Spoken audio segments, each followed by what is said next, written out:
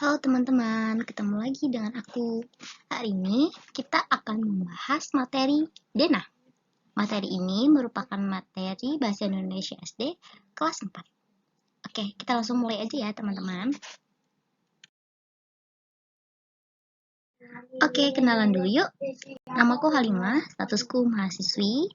Dan hari ini aku akan menemani kalian untuk mempelajari materi denah. Jadi, ayo kita senang-senang. Nah, kalian pernah dengar gak sih apa itu denah?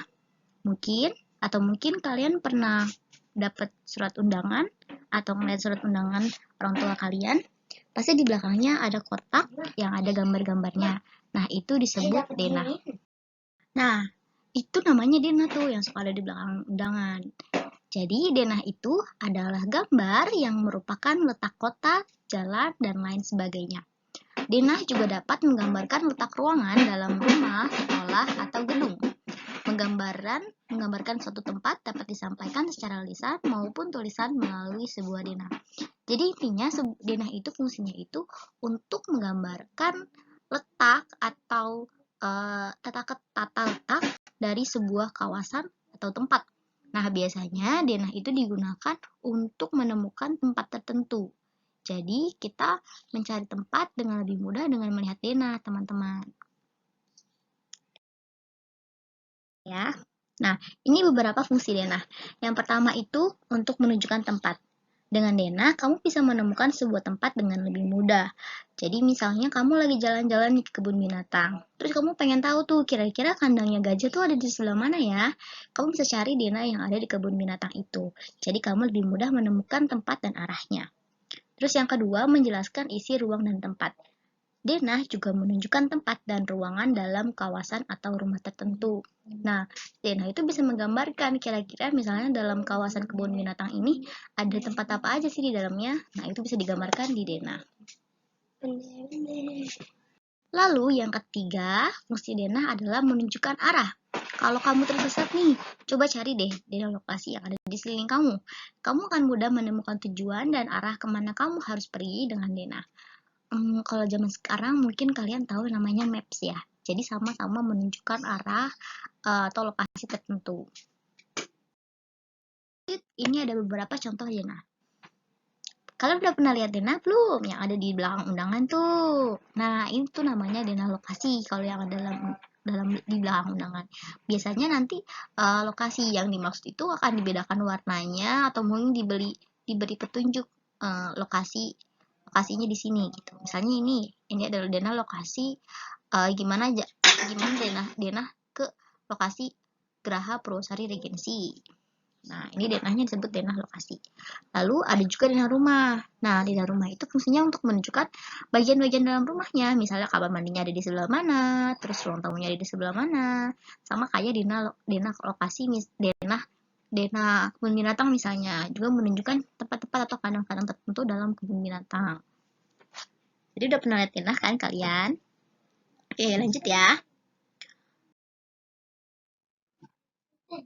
Nah, ada beberapa hal yang perlu diperhatikan nih dalam membaca dan menerangkan sebuah denah. Yang pertama itu harus memahami arah mata angin. Kalian tahu nggak apa itu mata angin? Nah, mata angin merupakan panduan yang digunakan untuk menentukan arah. Lihat nih, ada utara, ada timur, selatan, dan barat. Nah, 4 arah mata angin ini merupakan arah mata angin utama. Lalu mereka berputar sesuai arah dari jam. Jadi putar ke sini ya. Nah, pertama-tama kalian harus memposisikan denah ke arah utara. Jadi setelah diposisikan ke arah utara, baru kalian melihat kira-kira kalau misalnya kalian mau ke lokasi tertentu, itu harus belok ke selatan, harus ke arah barat, timur, atau ke selatan ya. Jadi kita belajar ya. Lanjut. Nah, pertama, setelah memahami arah mata angin, kita perlu menunjuk atau menandai tempat asal dan tempat yang dituju. Misalnya nih, kalian mau ke lokasi Geraha Purwosari Regensi. Kalian lingkari atau kalian garisi tempatnya supaya terlihat jelas di mana tempat yang akan kalian tuju. Terus kita cari jalan yang paling mudah. Misalnya kalian ada di sini, di lingkaran yang bawah, di dekat gudang garam Apache. Nah, di sini kalian pengen ke lokasi ini, berarti kalian harus lewat jalan yang paling mudah. Berarti dari gudang garam Apache lurus dulu, terus belok, dan belok lagi, akhirnya nyampe di lokasi Geraha Perwosari Regensi. Dan kalau untuk menjelaskan sebuah denah, silakan menggunakan kata-kata yang mudah, singkat, dan mudah dipahami. Nah, sekarang di sini ada teman kakak namanya Eli. Dia lagi nangis-nangis. Ih, tolong bantu aku menemukan rumahku, katanya. Jadi dia tersesat, teman-teman. Ayo kita bantu Eli untuk menemukan rumahnya. Nah, rumahnya Eli ada di sini nih. Jadi, menurut kalian jalan yang paling tepat yang mana? Coba komen di bawah ya, teman-teman. Nah, jadi gini, jalan yang paling tepat itu pertama, Eri menuju ke arah nih. Kita arahkan denahnya dulu. Kan ini udah ada tandanya nih utara. Berarti kalau utaranya di sini, bawahnya utara itu selatan. Terus timur dan barat. Nah, pertama-tama jalan yang paling cepat itu Eri melewati jalan ini, jalan Peri Baru.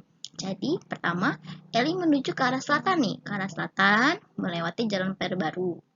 Kemudian, belok ke kanan ke arah timur menuju Gang Sri Kandi, lalu belok kanan kembali ke arah selatan, ke sini, lewat jalan ini, dan setelah itu belok kanan ke arah timur, ke arah Gang Kenanga, lalu sampai di rumahnya.